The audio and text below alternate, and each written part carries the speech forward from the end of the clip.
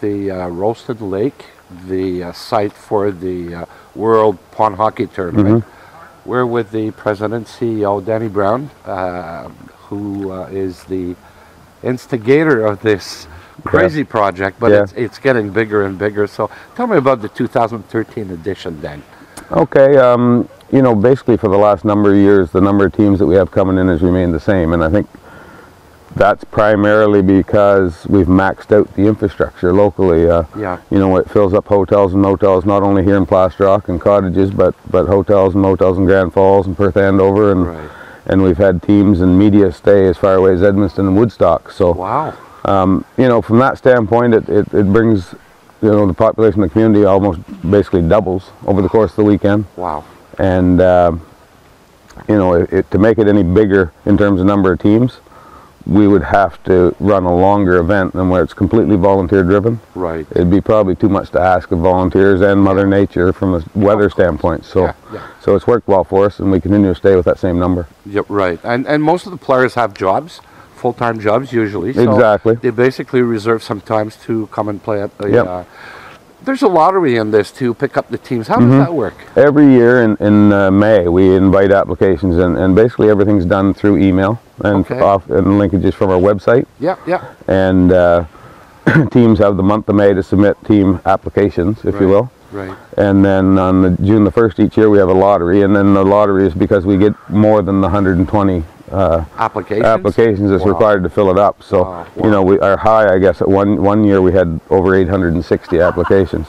So being a so-called world event, you know, geography and representation from a variety of places is important. So so what we basically do is we separate all the applications based on geography, and then we always try to incorporate a new component or bring some new blood in every year. So the formula we use is we kind of set aside 20 teams in the open division for local teams, and by local I mean basically the western part of New Brunswick. You know, from Edmundston to Woodstock type thing. And then the other 100 teams, we have 50 of them that are returning teams, have been here before.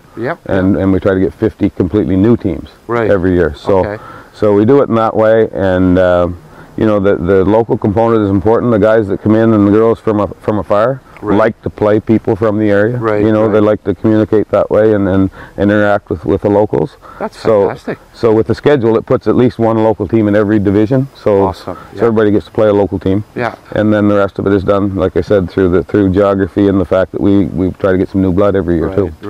So that's lots of people involved in the tournament itself, but you also get year after year more and more spectators that are coming over. We do. You know, spectators and volunteers, ironically enough too. We've had people from as far away as Calgary fly in to help work at the event for the 4 days. And you know, there's people from Frederick and St. John, Grand Falls, all around the area within a couple hours that come and help out in some capacity, and you know, it's something that requires a huge volunteer effort locally, obviously. You know, it's not a 4-day event anymore for us. It's a 365-day event. We touch it in some way every day. And you know, the people that just site preparation alone, they'll be here.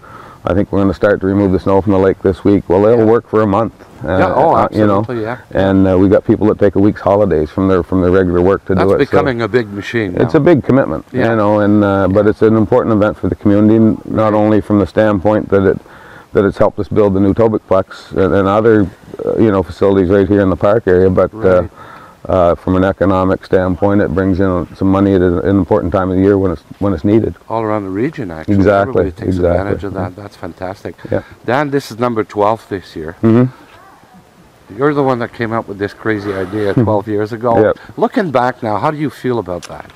Well, I mean, you obviously take a lot of pride in the fact that we've been able to grow the event to where it is today, and not only from the standpoint of the number of teams, but we continue to grow the event in other ways. Like we incorporated the entity that is World Pond Hockey, and now we're partnering with the local fire department. We run a community lottery here that not only sees the fire department benefit, but we've built a boat landing across the river here and been instrumental in the shelter you see behind us here. So it's spun off in other different ways, and you know, we do scholarships at the high school and help out food banks and things of that nature too. So So it impacts in a lot more ways than just over the 4 days. Absolutely. So Dan, what are the dates that we need to watch for? How many rinks will there be? And we'll have 24 rinks out here behind me, and things get started on February the 7th. It's a Thursday evening. The opening ceremony is here about 5 o'clock, and we have a parade of athletes. All the teams, the open division, which is primarily all men, and the ladies divisions come in behind their respective flags, and the local kids, school kids, and minor hockey kids are the flag bearers, and it's kind of like the Olympics from that standpoint. They come in, and we have some fireworks just at dark, and then the first round of games starts at 7 p.m. that night, and play runs Friday through Saturday, and then the medal round of the top 32 teams in the open division and 4 teams in the ladies playoff on Sunday. All the way down to the finals. That's fantastic. So, of course, public is welcome to come. Absolutely, and there's no entry fee. It's free. Free for anybody to come in. Obviously there's opportunities to buy food and souvenirs and things of that nature here on site, but there's no fee to get in, and it's just great to kind of come in and not only see a lot of different spectators, but the players from around the world are more than happy to take a few minutes and talk to people and sign autographs and whatever it is. So it's kind of a unique experience for sure. That's awesome. 2013, is there anything special we should look for? Anything different than last year, for example? Any additions? Or I guess from a team standpoint, we have a team this year from Alabama, which is a first. Oh, wow. The hockey hotbed of Alabama. But obviously some new teams from other familiar locations as well. But on the Saturday afternoon of the event, we typically have about a 3-hour break in the afternoon, and they're scheduled to allow the guys to resurface all the ice surfaces and whatnot. And we've done a few different things over time, but this year, quite possibly, we're still working on it, and it's not 100% confirmed yet, but we may see the first ever international outdoor sledge hockey game that would feature Team Canada versus Team USA, and they're the actual sledge teams that will take place in the Olympics in Sochi in 2014. What a fantastic idea. So it'd be, so you're working on that? Yeah, we're working with Hockey Canada and the Canadian Paralympic Association, and hopefully that'll all kind of come together in the next few days as well. That would be spectacular. It would be a neat thing for sure. Fantastic. Dan, thank you very much. Best of luck for this year's edition. Thank you. And we invite everybody to come and see at least one day. Show up, come and encourage the players. And come and see a great organization here. I've been here almost every year. I think we have, as far as working at the event, we have as much fun or more than the players do playing in it. So absolutely. So it's a family type event, and there's something here. There's a couple extra rinks. The kids can bring their skates and they can play down at each end, and a lot of times the guys on the teams will step in and play with them a little bit too. So it's a great way to spend a weekend. Yep, absolutely. Dan, thank you so much. Thank you. Appreciate it.